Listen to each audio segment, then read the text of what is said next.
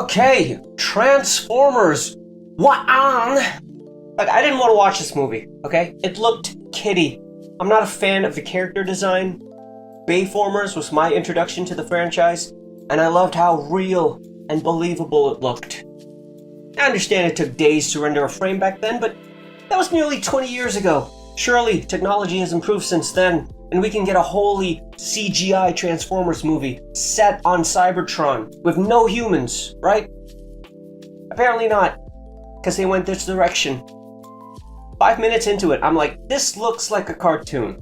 The characters move like they're weightless, like they're in some sort of Disney TikTok trend.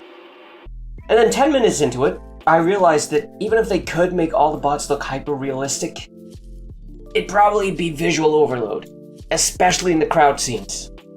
And if you want to convey realistic weight, characters are going to move a lot slower, there's going to be a lot more sound effects, and then the movie would just be twice as long. And you probably got to slow-mo the action sequences so you can understand and appreciate what the hell is going on. So, yeah, I understand why they went this direction. Voice cast was pretty impressive, I gotta say. Chris Hemsworth, he did his best Peter Cullen impression, and I bought it. It's not the same, but he is a worthy prime.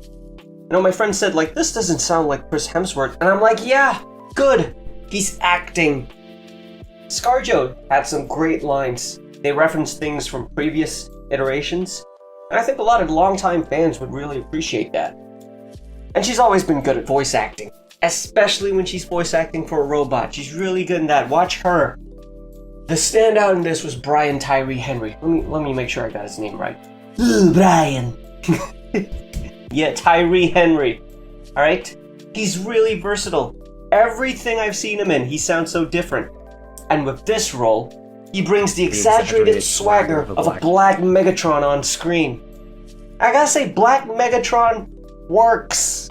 I felt the rage in his voice. The way he talks, the way he moves, it twitches his head.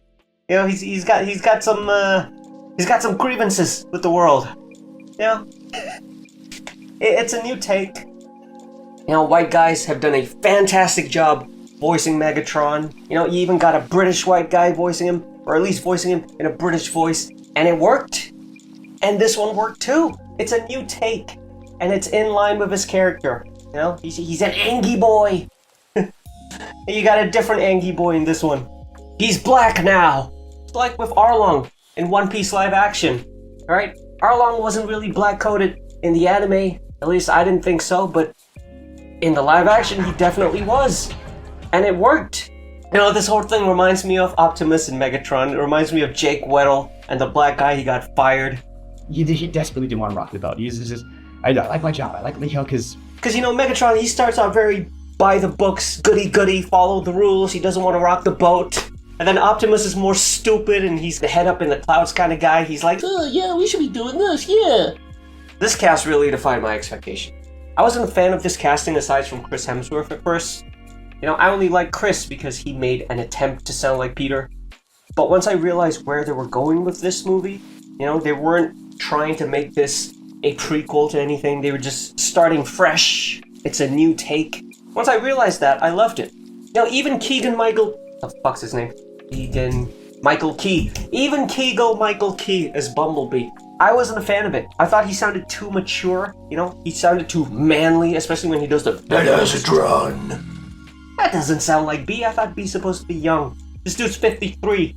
But he grew on me. Right? He's like Donkey from Shrek. He's just like this little spunky guy. He's trying to do his best, even though he's a little bit annoying. So yeah, I liked him as B. There's a lot of references to old media in this movie. You might enjoy it a lot more if you're a fan of Transformers, but at the same time, it's a new spin, right? New lore. You can go in fresh. And this one has a young Optimus. It reminds me a little bit of Transformers Animated. And just like almost every iteration of Transformers, Optimus fucking dies. He dies in every one. In Transformers Animated, he died in the first episode. Now he dies before he's even called Optimus. It's like a thing. He's like Kenny from South Park. He has to die. That's part of his contract. You know, and some stuff they got from the previous iterations. I think they got the brothers thing between him and Megatron from the Michael Bay films. We were brothers once.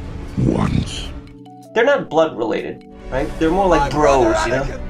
And it was cool that we got to see that because, like, usually it's only like a throwaway line, like in the Bay films, or like some photoshopped motion graphics flashback sequence. But here we actually saw them as friends, and it was kind of heartbreaking when they stopped being friends, you know? And one more thing I was really impressed by was what they did with Starscream.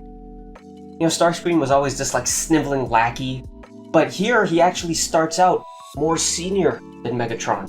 Megatron is this hot-headed punk who challenges Screamo, and he's just fucking laying his balls straight on the table. He's dropping some gangsta lines on him. Well, how can you say so? With my head in your teeth.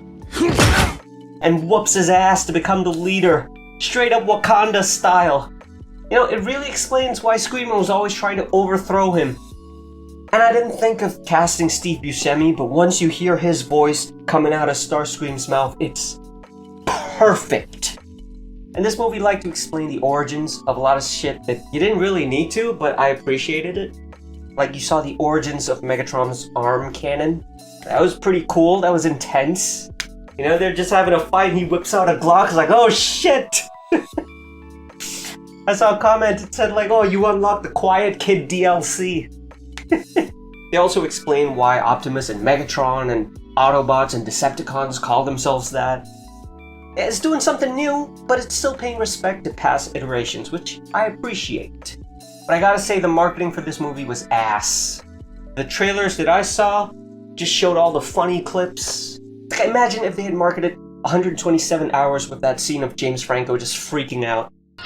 Good morning, everyone! This YouTube channel posting pirated clips of it is doing a way better job of marketing, in my opinion. Alright, so I hope by doing this review, I'm doing my part, I'm getting the word of mouth out, and I'm getting people to watch this, because it's a good movie. It's really good. I mean, it's better than Joker 2, from what I understand. I haven't watched Joker 2 yet, but yeah. And what's surprising is, after a day of watching it, I realized there's not exactly a lot of transforming in this movie. You know? If you want a visual spectacle, that's what the Bay films are for. There's a little bit of story in there too, but honestly, the main selling point of the Bay movies to me is just the eye candy. Alright? The Michael Bay movies are like the super hot chick who occasionally bakes you a pie for Thanksgiving or something. Yeah, she's sweet sometimes, but you're really there because she's fucking hot. This film is more like the girl next door. He's like super cool, and you can like game with her, and you see yourself getting along with her and growing old with her and shit. You know, it's more sustainable, I'd say. But I really love the Bay ones, and I hope they make one more. And like Alpha Trion said, it's not about being able to transform. It's about the character. And by that regard, I give this movie a solid, like, 8 out of 10. Oh, wait a second. Who produced this? Oh shit, Michael Bay's involved! Immediate 10 out of 10! That's what I'm talking about! Damn!